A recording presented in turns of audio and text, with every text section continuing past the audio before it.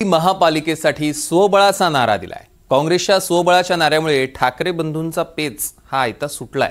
म्हणजे काँग्रेस सोबत राहणं राज ठाकरेंसाठी देखील अडचणीचं होतं आणि काँग्रेसच्या निर्णयामुळे काँग्रेस आणि ठाकरे गटाला आता काय फायदे आणि काय तोटे सहन करावे लागू शकतात ते आपण आमच्या रिपोर्टमधून बघणार आहोत। मुंबई महानगरपालिकेत काँग्रेसचा स्वबळाचा नारा। काँग्रेसच्या निर्णयामुळे ठाकरे बंधूंचा पेच सुटला, पण ठाकरेंचं मुस्लिम आणि दलित मतांचं गणित बिघडणार। मुंबई महापालिकेसाठी ठाकरे बंधू एकत्र लढणार हे जवळपास निश्चित असलं तरी अधिकृत घोषणा अजून झाली नाही। अशातच काँग्रेसनं एकला चलोची भूमिका घेतल्यानं ठाकरेंसमोरचा मोठा पेच सुटलाय। ठाकरे बंधू एकत्र आल्यानंतर मनसे सोबत आघाडीत राहणं काँग्रेसला अवघडल्यासारखं होतं आणि त्यामुळे काँग्रेसने आधीच आपली भूमिका स्पष्ट करत स्वबळाचा नारा दिला। ठाकरे बंधूंची युती मराठी माणूस या मुद्द्यावर आधारित आहे, त्यामुळे काँग्रेस आणि मनसेनं एकत्र राहणं सोपं नाही। उत्तर भारतीय मतांवर अवलंबून असणाऱ्या काँग्रेससाठी ते सोयीचं नव्हतं। मुस्लिम, दलित, उत्तर भारतीय मतदारांवर काँग्रेसची मदार आहे। मनसे सोबत गेल्यावर हा मतदार काँग्रेसवर नाराज होईल। शिवाय शिवसेना, मनसे, राष्ट्रवादी, समाजवादी पार्टी, काँग्रेस यांच्यात जागा वाटप फारच कठीण आहे। त्यामुळे काँग्रेसनं स्वतंत्र निवडणूक लढवण्याचा निर्णय घेतला। दरम्यान काँग्रेसनं स्वबळाचा नारा दिल्यानं ठाकरेंनाही सुंठी वाचून खोकला गेल्यासारखं झालंय। माझं काय म्हणजे त्यांनी त्यांचा पक्ष स्वतंत्र आहे, माझा पक्ष स्वतंत्र आहे। पण फुटीच्या उंबरठ्यावर आहे असं पण बोललं जातं। फुटीच्या उंबरठा आणि आता शेवटी उंबरठा हा शब्द जो आहे ना तो विचित्र आहे।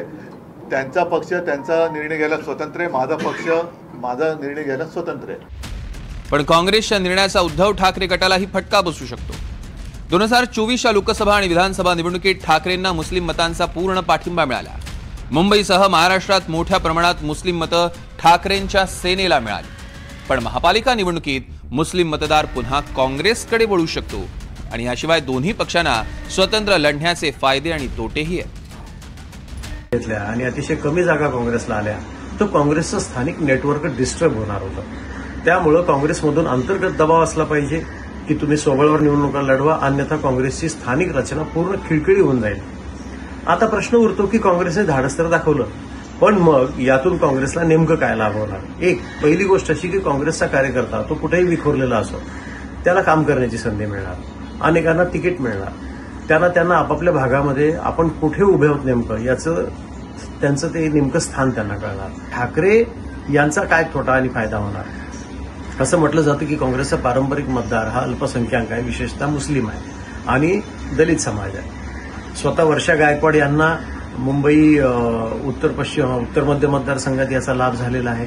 त्या निवडून आल्या, शिवसैनिकांनी मन लावून काम केलं, तिथे लोकसभेला त्या विजयी झाल्या। आज स्थानिक स्वराज्य संस्थांच्या निवडणुका लढवत असताना शिवसेनेला मुस्लिम आणि दलित मतदारांचं पाठबळ मिळेल का याविषयी शंका व्यक्त केली जाते। परंतु मुस्लिम समाजाचा आजवरचा इतिहास पाहिला तर निवडणुकीच्या आधी ते एक निर्णय घेतात की कोणाच्या पाठीशी उभं राहायचं आणि तो समाज शक्यतो आपली मतं बाहेर जाऊ देत नाही। तीच अवस्था दलित समाजाची आहे। त्यांचा काय भूमिका ठरते, त्यांना सत्तेच्या विरोधात नेमकं काय भूमिकेत राहायचंय याचा विचार करून ते निर्णय घेतील। मतांची फाटाफूट होणारच नाही असं म्हणता येत नाही, होणार, पण त्याचं प्रमाण किती असेल याच्यावर पुढची गणितं अवलंबून आहेत। मुंबईत गेल्या 2 महापालिका निवडणुकांमध्ये काँग्रेसचे मतदार घटताना दिसत आहेत। 2012 मध्ये काँग्रेसनं 207, पण 2017च्या निवडणुकीत काँग्रेस थेट 30 जागांवर आली। स्थानिक कार्यकर्ते आणि पदाधिकारी काँग्रेसकडे पाठ वळवत आहेत। अशा परिस्थितीत निराश कार्यकर्त्यांना आणि इच्छुक उमेदवारांना बळ देण्यासाठी काँग्रेसला स्वबळावर लढणं गरजेचं झालेलं आहे। Bureau report, NDTV Marathi, Mumbai.